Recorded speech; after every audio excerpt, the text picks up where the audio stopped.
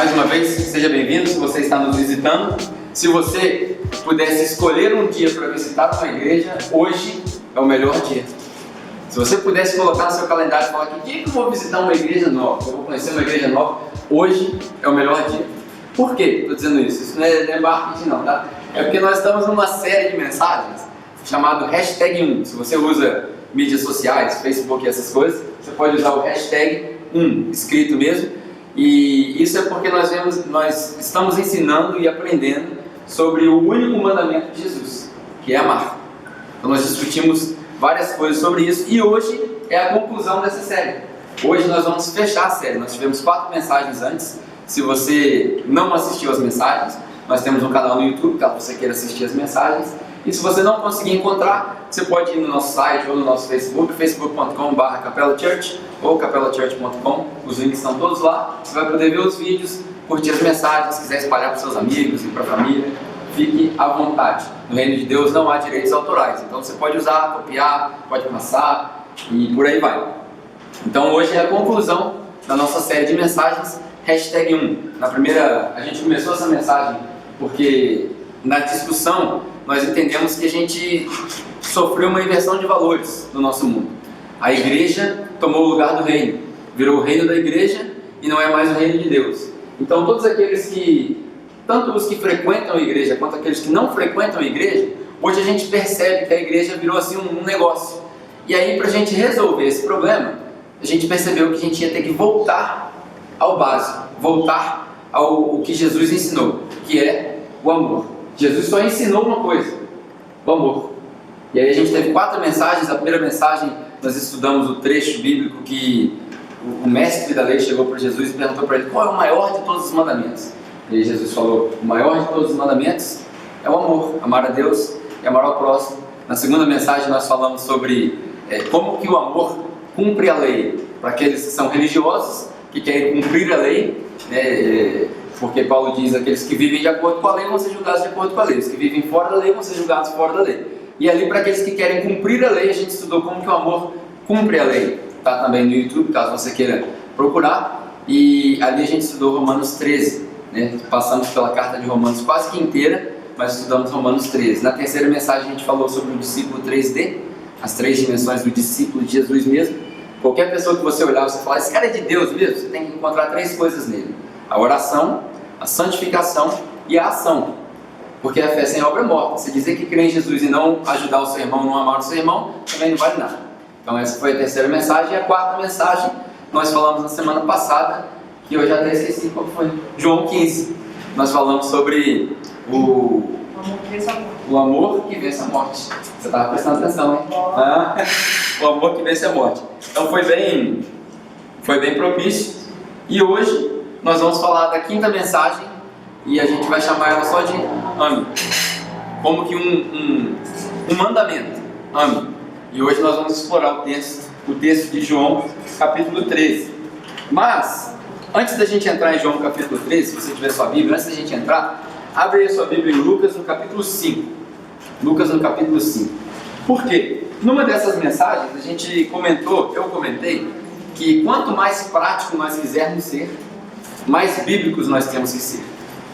Quanto mais práticos, mais bíblicos. Não adianta a gente querer ler livro de motivação e essas coisas, se a gente não tiver uma base bíblica. E embora a nossa sociedade diga que a Bíblia já não é relevante, que o cristianismo já não é relevante, isso é mentira. Porque quanto mais prático você quiser ser na sua vida, no que tange amar ao próximo, mais bíblico você tem que ser. E aí a gente acabou explorando várias passagens bíblicas ao decorrer dessa série. Nós reparamos que a gente já leu uma boa parte da Bíblia. Muitas vezes a gente vai na igreja e a gente não lê a Bíblia inteira, né? É muito comum a gente ver pessoas que nunca leram a Bíblia inteira. Mas só nessa série a gente já passou no resumo do Evangelho, que é a única coisa que você precisa aprender, porque o resto tudo bem disso. Como o próprio Jesus disse, toda a lei, todos os profetas se resumem nesse mandamento. Então você já aprendeu isso daí. Nós passamos por Romano quase inteiro, uma das cartas mais difíceis de serem interpretadas. Nós passamos por ela. Nós lemos a carta de João inteira, na terceira mensagem, primeira carta de João. E nós já lemos o discurso mais longo de Jesus, que vai de João 13 até 16. Hoje a gente vai ler o 13. Mas antes de entrar na passagem que nós vamos estudar hoje, eu quero que você leia aí Lucas, no capítulo 5. versículo 37 a 39. Não tem nada a ver com o que a gente vai discutir diretamente, mas eu preciso que você entenda isso daí. Diz o seguinte: se você tiver sua Bíblia digital, você pode ligar ela. Se tiver sua Bíblia de papel, você pode abrir. Se você não tiver, você pode acompanhar. Diz o seguinte: ninguém põe vinho novo em odre velho. De outra sorte, o vinho novo vai operar, e os odres vão se entornar, e o vinho vai ser desperdiçado, e os odres vão estragar. Mas o vinho novo deve ser posto em odres novos, e ambos juntamente se conservarão. Ninguém tendo bebido o velho quer logo o novo, porque diz: melhor é o velho. Essa passagem aqui, eu coloquei essa passagem para a gente entender o seguinte: hoje é o resumo, é o final da nossa série, e eu estou prestes a te dar algo novo. Pode ser que você nunca tenha ouvido uma explicação dessa passagem dessa maneira. De fato, quando nós lemos João 13, 34 e 35, que é o que a gente vai ler, você vai ver que Jesus diz que ele dá um novo mandamento. Então eu preciso de tirar esse momento com você agora para fazer o seguinte. Primeiro você precisa entender por que eu coloquei esse versículo aqui. Caso você não aprenda nada, você vai aprender um pouquinho de lição de história hoje. Semana passada a gente aprendeu gramática, hoje a gente vai aprender história, certo? Antigamente, quando eles faziam vinho, eles pisavam na uva, e naquele pisar da uva o fermento subia e o suco começava a fermentar e crescia. Então se você colocava um tanto assim, ele crescia um pouco mais. Então quando eles faziam esse processo de fabricação do vinho, o vinho era diretamente armazenado nos vasos de barro. Então propositalmente eles colocavam ali mais para o meio, um pouquinho mais para o meio, porque eles sabiam que iam fermentar, ia aumentar, ia crescer para não desperdiçar. Só que às vezes o vinho precisava ser transportado de uma cidade para outra por causa do comércio. E para transportar não existia galão antigamente. Não existia galão desses que a gente transporta água, não existia caminhão-pipa, não existia nada disso. Não existia barril, nada disso. Então eles precisavam construir umas reservas. E essa reserva é o que eles chamam aqui de odre. O odre era nada mais, nada menos do que um bode que tinha sido sacrificado ou morto, alguma coisa. Eles arrancavam a pele do bode e aí tirava a perna, tirava as 4 patas, né? E a cabeça, ficava aqueles buracos, e eles costuravam aqueles buracos, deixando só uma entrada, colocavam o vinho e aí eles amarravam para poder transportar, como uma bolsa. Então, às vezes a gente conta essa historinha e as pessoas leem isso daqui e falam: hoje deve ser um canteirozinho. Não é isso, é uma bolsa gigante. Era um bicho que você estava carregando aqui atrás, cheio de vinho, certo? E nessa que ele contava, por que Jesus disse que vinho novo tem que ser colocado em odre novo? Porque a pele daquele bode, ela tinha, as fibras dela, elas esticavam tanto. Então quando você colocava nas costas, não só pelo peso, mas por causa do fermento, dos gases, o vinho ia esticando ali dentro. E aquilo que ele ia inchando, crescendo, a pele do bode ia esticando, esticando, esticando até o limite. Se você colocasse uma pele velha, ela já tinha esticado. Na hora que fermentasse, ela ia estourar. Aí desperdiçava tanto a pele quanto o vinho. Por que eu estou contando essa história hoje? Talvez você já tenha no seu odre, tá pegando a comparação? No seu odre aqui, ó, talvez ele já esteja velho. Não de idade, mas talvez você já carregou muita coisa nele. As suas preconcepções no que é a igreja, o que é o amor de Cristo, quem é Jesus, quem é Deus. E aí na hora que eu colocar um vinho novo, ele vai fermentar. E aí vai explodir, vai rachar e vai desperdiçar o conteúdo novo. Então agora eu preciso fazer esse exercício com você, esse exercício mental. Pega tudo que você tem aqui no seu cérebro, tudo que você tem no seu olho antigo, tudo que você já ouviu de Jesus, tudo que você já ouviu de Deus, tudo que você já ouviu do amor de Cristo, só por esse momento. Não estou dizendo para você jogar fora para sempre, mas só por esse momento aqui, enquanto a gente vai passar por essa série, até aquilo que eu já ensinei antes, as outras 4 mensagens, joga tudo fora. Como se você fosse fazer uma reforma no seu computador, você vai deletar todos os arquivos e deixa só zerado. Como você liga aquele computador Windows, meu Deus, tanto tempo que eu uso Windows. Você liga aquele computador Windows, aí parece aquela telinha azul lá, sabe? Tá zerado. Aí agora eu vou instalar o sistema operacional no seu computador. Vou colocar um vinho novo. Não tem fermentação nenhuma ainda, vai encher de gás na sua cabeça. Precisa estar bem nova essa pele aí. Que é esse mandamento que eu vou trazer para vocês. Estão preparados? É. Pronto? Vou te dar 30 segundos para você ver assim, ó. Não é yoga, tá? Fica tranquilo. Não consigo, eu não consigo fazer yoga, não tem mais elasticidade. Principalmente depois do morão, tô todo duro.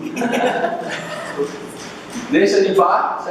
Agora nós vamos falar do novo mandamento. Abra sua Bíblia aí, João, capítulo 3.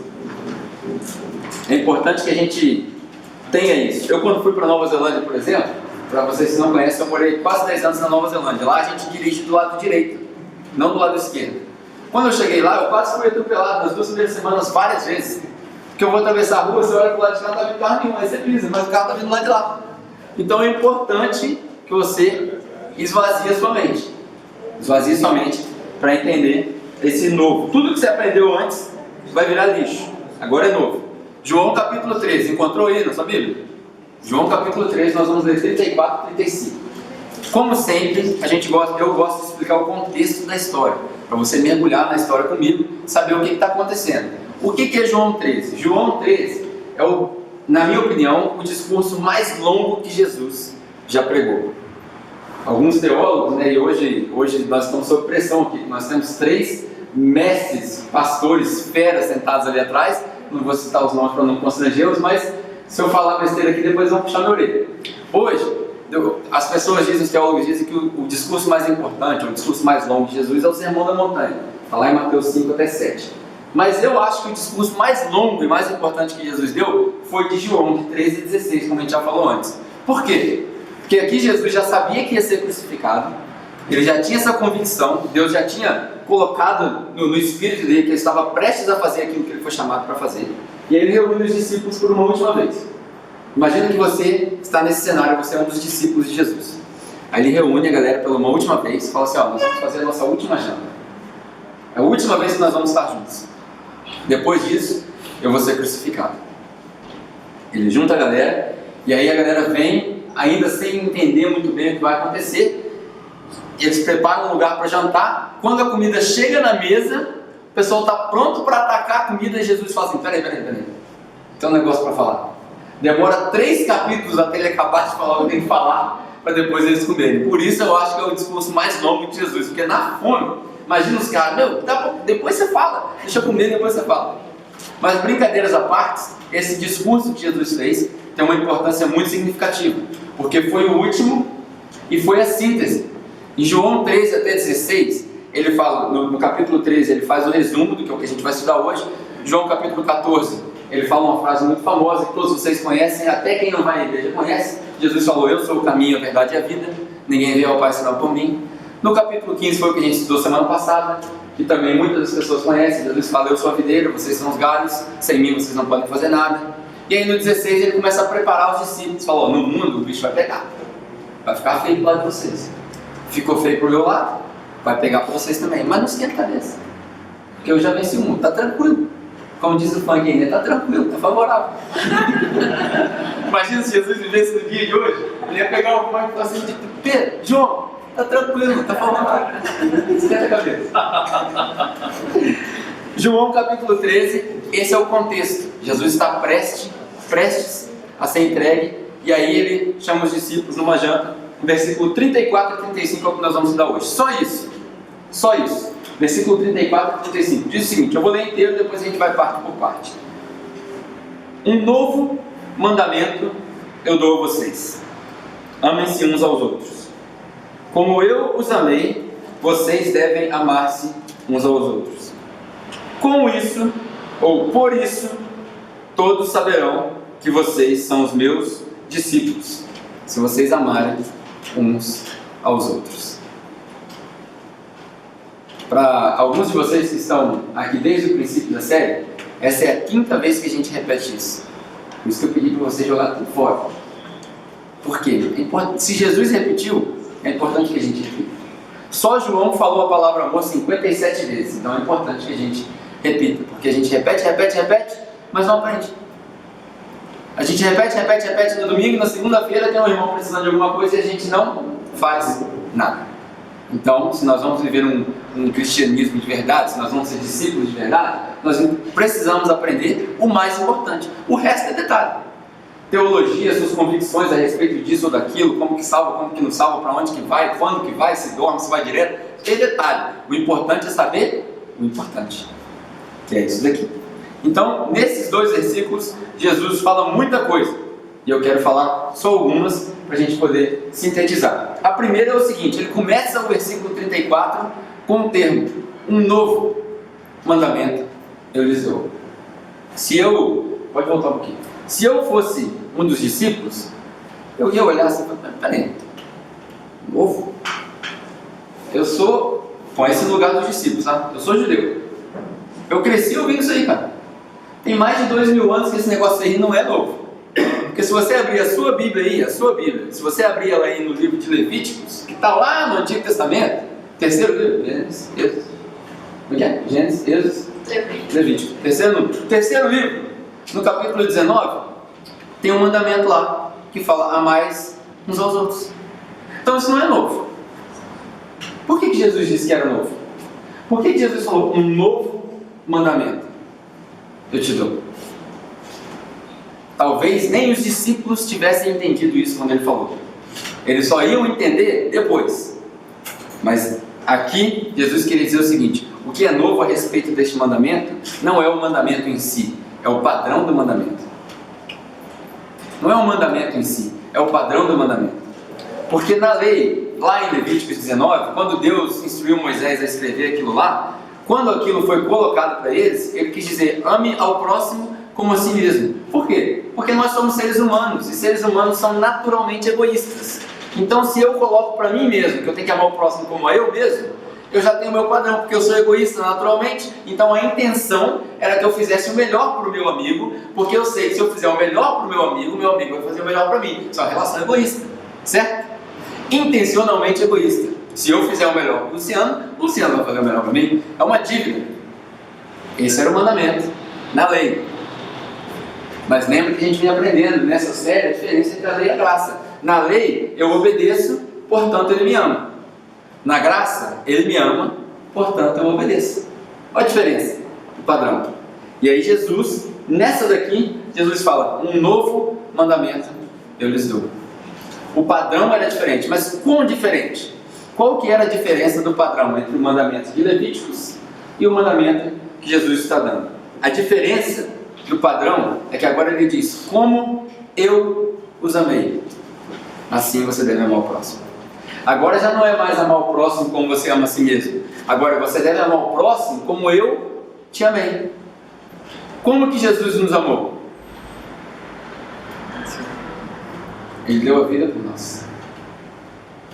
Ah, mas aí você está falando que eu tenho que dar a vida pelo meu próximo? Aham. É isso mesmo. Se não for isso, eu posso rasgar a Bíblia. Porque eu não vou viver por isso. É isso mesmo. Foi Jesus que falou, como eu os amei, vocês devem amar o próximo. Olha que interessante, a gente passou várias etapas. Primeiro era ame o próximo como a si mesmo, lá atrás. Aí na semana passada, nós aprendemos em Lucas 15, quando Jesus estava ainda nesse discurso, falou, ame ao próximo como Deus me amou. Subiu um nível. Ou seja, sou filho unigênito, o amor dele é incondicional por mim, é a graça, a gente aprendeu tudo isso. Aí agora, Jesus pegou mais pesado ainda. Eu acho que ele pegou pesado até porque foi um momento oportuno. Nessa janta aqui, por exemplo, eles juntaram tudo. Na hora que Judas saiu da sala, Jesus falou assim, opa, vou falar agora porque Judas já vazou. Repara para você ver no texto. Na hora que Judas saiu da sala, Jesus falou para ele, vai fazer o que você tem que fazer rápido. Na hora que ele sai da sala, ele falou, agora tá nada aqui, porque Judas não fazia parte da nada. Agora tá nada, agora eu vou falar. Aí ele fala, rapidinho aqui, só para vocês entenderem, depois a gente continua. Ame ao próximo como eu te amei. Só para te dar uma ideia do que é o amor que Jesus amou. Naquela reunião ali, logo antes de almoçar ou antes de jantar, o que Jesus fez? Você consegue lembrar? Se você já vai na igreja há algum tempo, você vai conseguir lembrar. Você lembra o que Jesus fez? Jesus tirou a roupa de cima, ficou só com a roupa de baixo, pegou uma toalha, botou na cintura. Estava todo mundo chegando da rua, ninguém tinha tomado banho ainda. Aí Jesus pega uma bacia d'água, com a toalha, ajoelha e lava os pés dos discípulos. Aí Pedro fala assim, não, que isso? Que isso? Vai lavar meu pé? Tá doido? Não, você é meu Senhor. Aí Jesus fala para ele o quê? Se eu não lavar os seus pés, ou seja, se eu não te servir, você não pode participar daquilo que eu estou te falando. Por quê? Porque o padrão aqui é diferente, cara. O padrão aqui, o Senhor não veio para ser servido, veio para servir. Ali ele estava falando de lavar os pés, mas na verdade Jesus estava querendo dizer o seguinte: eu estou prestes a morrer na cruz, vocês também vão ter que fazer isso. Vai chegar uma hora que vocês vão estar no meu lugar, e eu quero que vocês sejam preparados para isso. Entendeu? Jesus estava dando um exemplo da servidão maior que existia.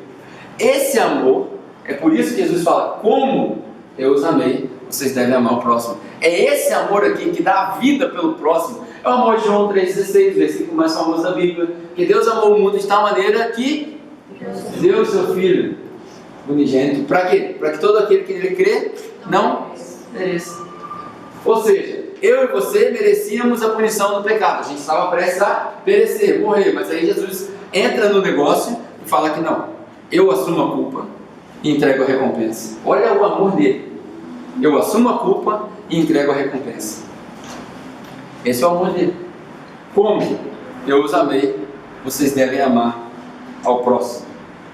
É o amor, como nós falamos aqui semana passada. É o amor que não faz distinção de nada. É um amor que não faz distinção de nada. Jesus não tinha nenhum pré-requisito para te amar. Ele te amou antes de qualquer coisa que você tenha feito. Ele te amou antes de você ter nascido. Ele já te amou. Independente se você é preto, branco, amarelo, roxo, se você é asiático, oriental, ocidental, se você é hétero, gay, bissexual, travesti, Flamengo, vascaíno. Bem. Tem um amém no nosso meio. Sempre tem uma ovelha perdida. Sempre tem. A gente tem que deixar os 99 e buscar a ovelha perdida. Enfim, Deus não faz discriminação de nada. Nada. Nada. Mesmo que você tenha votado na Dilma, Deus te ama. Brincadeiras à parte, esse é o amor. Esse é o amor incondicional. Esse é o padrão do amor que Ele nos amou. O interessante é que Ele diz o seguinte: depois de Ele explicar tudo isso, se nós fôssemos a classe, se nós fôssemos os discípulos, talvez agora a gente, depois de ter andado 3 anos com Ele, a gente poderia se colocar no lugar deles e falar assim: entendi, tranquilo, então, vou fazer. Aí Jesus fala assim: então a prova, o vestibular é esse aqui, ó. Com isso, todos ou os outros vão saber que vocês são os meus discípulos, se vocês amarem uns aos outros. Ninguém lá no mundo está preocupado com o carro que você tem, com a propriedade que você tem, com os amigos que você tem, com a influência que você tem. Isso daí para eles não significa nada. Você pode até falar: as pessoas são invejosas hoje em dia, as pessoas olham essas coisas, elas olham superficialmente. Mas eu posso te garantir, qualquer pessoa que tem esses bens invejados por outros, depois que ele morre, depois que ele padece, quanto tempo demora para as pessoas se esquecerem dele? 1 semana, 2 semanas. Bens materiais ficam todos aqui. Por isso que Jesus falou, gente: não juntem tesouro na terra, porque aqui o cupim come. É tão lógico. Você vai trabalhar uma vida inteira para juntar uma fortuna, para quando ficar velho gastar a fortuna para viver mais. Olha aí a falta de lógica. Quando Jesus disse: não, por que vocês não ajuntam tesouro no céu? Porque lá não destrói, lá não acaba. Por que vocês não investem lá? É um investimento que o retorno é infinito. Por que vocês não investem lá? Com o seu tempo, com a sua vida. É isso que ele quis dizer. E aí ele fala: é com isso que os outros saberão que vocês são os meus discípulos. Agora, o que eu acho mais interessante ainda disso daqui é que esse mandamento não foi para todo mundo. Esse mandamento não é para todo mundo. Esse mandamento aqui é para uma classe de pessoas. Você consegue descobrir quem são eles olhando ali para o versículo?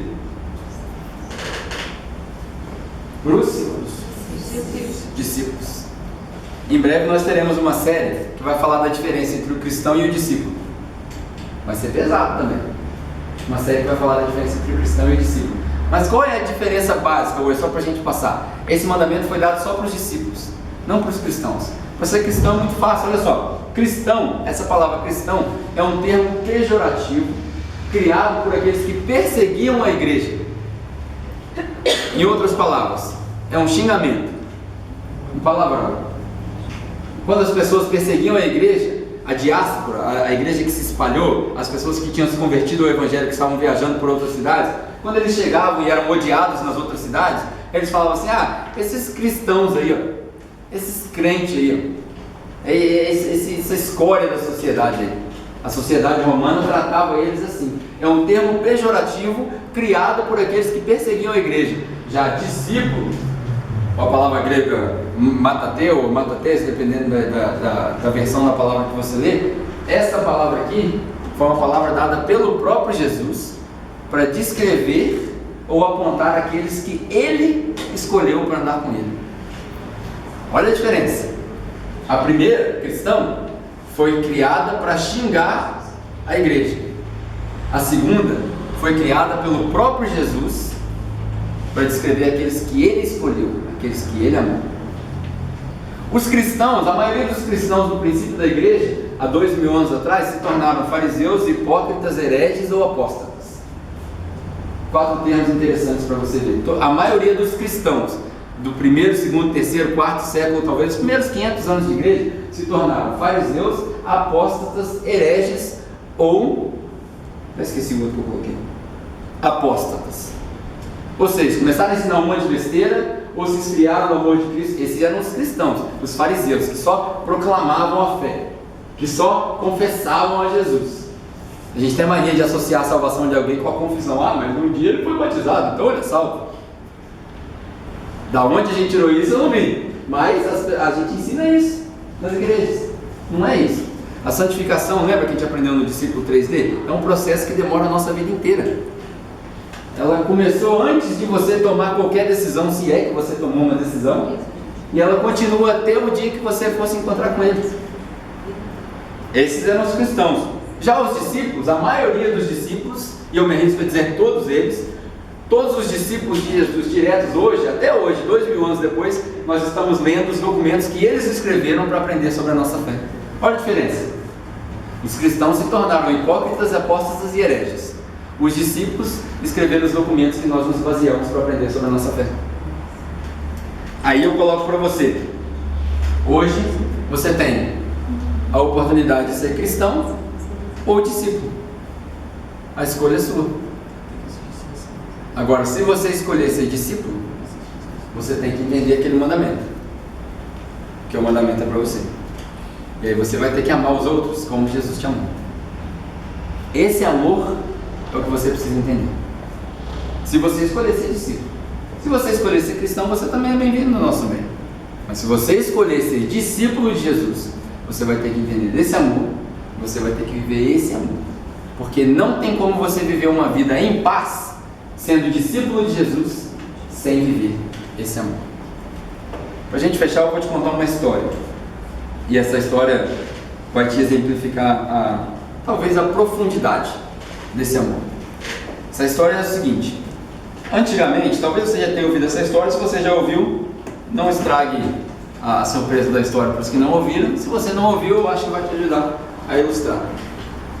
Antigamente, há muito tempo atrás, é uma história fictícia, é como uma parábola de Jesus, é só para ilustrar um ponto, uma parábola. Existia um ator que fazia performances teatrais numa certa cidade. E nessas performances teatrais ele era muito famoso, ele era muito bom, ele era eloquente. Ele fazia todas as peças de Shakespeare e as pessoas adoravam, e ele fazia isso toda semana. E todas as vezes que ele fazia que ele representava, que ele atuava, todas as vezes as pessoas aplaudiam de pé. E sempre, ao final das palestras dele, ao final das ministrações dele, ao final dos teatros dele, quando ele chegava no final, depois que a galera aplaudia pela primeira vez, ele pediu a oportunidade de recitar o Salmo 23. Você conhece o Salmo 23? O famoso Salmo: Senhor é o meu pastor, nada me faltará, me faz descansar em pastos verdejantes, ainda que eu ande pelo vale da sombra da morte, não temerei mal algum. Esse salmo é famoso, muita gente conhece. Então ele recitava o salmo, e ele era muito eloquente. Quando ele recitava esse salmo, as pessoas aplaudiam de pé, como se ele fosse assim, o maior herói de todos os tempos, porque ele recitava esse salmo com tanta eloquência que movia as pessoas. E aí um certo dia, durante o ensaio dele, antes de começar a peça, um menininho humilde, jovem veio para ele e falou: minha mãe já me falou, minhas tias já me falaram que você sempre recita o Salmo 23 ao final das suas peças. Você se importa se hoje eu recitar o Salmo? Ao invés de você recitar o Salmo, posso eu recitar esse Salmo 23 no final? Menininho novo. Ele, intrigado, acho que sim, né? Aceitou o convite do menino e ficou curioso na cabeça dele como que seria esse contraste, a experiência e a eloquência dele contra a juventude e a vontade de falar sobre esse Salmo 23. E ele ficou bem atento. Quando ele acabou a peça, todo mundo aplaudiu, as pessoas aplaudiram de pé, e aí ele anunciou: como de costume nós vamos citar o Salmo 23, mas hoje não vai ser eu que vou citar o Salmo 23. Hoje eu tive uma surpresa muito intrigante, e um jovem me pediu para recitar o Salmo 23, e eu quero dar a oportunidade para ele citar o Salmo 23. Então vocês podem receber ele calorosamente. E aí o jovem entrou. Quando o jovem entrou, tomou o centro do palco, o famoso ator se retirou, as luzes se apagaram, e aí o holofote fez o foco nele. Ele respirou bem fundo, nervoso perante centenas de pessoas, e ele começa a recitar o Salmo 23, um sorriso e ao mesmo tempo lágrima nos olhos. E ele diz: o Senhor é meu pastor, nada vai me faltar, nada. E ele recitava com tanta naturalidade os versículos que às vezes são difíceis para nós lembrarmos, né? Ele me faz deitar em pastos verdejantes, me leva a águas tranquilas. E essas frases, e ele chega: ainda que eu ande pelo vale da sombra da morte, eu não temerei mal algum, porque o seu cajado me consola, o Senhor é comigo. E aí ele termina o Salmo 23. Quando ele termina, ao invés de ouvir as palmas e o povo de pé, havia silêncio. Nenhuma voz. Como aqui assim? Nenhuma voz. E aí depois de alguns segundos, a gente começa a ouvir as pessoas soluçarem. Alguns chorando, secando as lágrimas, sem entender porquê. E aí depois que se passaram alguns minutos, a multidão foi dispensada, e o ator, muito curioso, chegou para o menino e falou: olha só, eu já faço isso há muito tempo, eu tenho experiência, eu recito o Salmo 23 toda semana, no final das minhas peças eu faço isso toda semana, mas nunca eu vi uma reação igual a essa. É a primeira vez que eu vejo pessoas reagindo ao Salmo 23 dessa maneira, com lágrimas, sem ter palavras para expressar aquilo que eles sentiram. Qual é o seu segredo? Ele pergunta para o jovem. O jovem fala para ele: meu senhor, meu segredo é muito simples. A diferença entre eu e você é que você conhece o Salmo, eu conheço o pastor. Você conhece o Salmo, eu conheço o pastor. Essa é a diferença entre eu e você. Quando eu cito que ainda que eu ande pelo vale da sombra da morte, eu não temerei mal algum, é porque eu já passei. E eu não preciso temer, porque ele me acudiu. O cajado dele me confortou. Eu sou uma ovelha dele. Eu conheço o meu pastor. Hoje eu quero te convidar com sua mente vazia, com seu computador vazio. Quero te convidar a conhecer o seu pastor. Você não precisa conhecer o Salmo. Eu quero te convidar a conhecer o seu pastor. Esquece a teologia, esquece a Bíblia, esquece tudo isso. Eu quero te convidar a conhecer o seu pastor, a mergulhar nesse amor do seu pastor, porque é fato que ele te ama, ele nunca se esquece, ele não te deixa, e ele quer continuar te amando, nunca te esquecendo, sempre tratando, independente de por onde você passa. A postura dele nunca muda, nunca mudou e nunca vai mudar. Ele nunca vai apontar o dedo para você, ele não quer apontar o dedo para você. O que ele quer é que você se arrependa dos seus pecados, porque a posição dele é sempre essa, sempre de braços abertos para te receber e para te amar.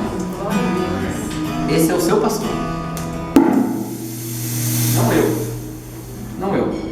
Esse é o seu pastor, Deus. Ele quer continuar te amando. Amém? Que essa palavra possa tocar no seu coração, que você possa sair daqui hoje com esse mandamento na sua mente, para que você possa, de fato, conhecer o seu pastor. Não a igreja, não a instituição, mas o seu pastor. Amém? Nós vamos louvar mais uma música, eu acredito, número 2. E vamos usar essa simplicidade.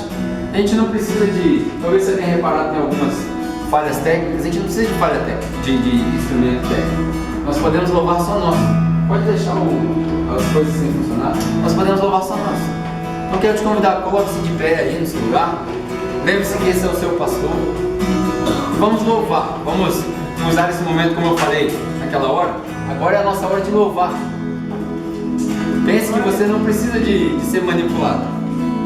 Você só precisa conhecer o seu pastor. E essa música, eu acredito que esses louvores vão ministrar o seu coração, para que ele venha até você e toque no seu coração, no seu espírito e diga: filho meu, filha minha, eu tenho orgulho de você. Eu estou aqui, nunca te deixei, nunca te abandonei, nem vou te abandonar. Eu te amo, eu continuo te amando, independente dos seus pecados, independente do que você fez, independente de por onde você passou. Ele te ama, sem condição. Deixa ele ministrar isso no seu coração. Amém?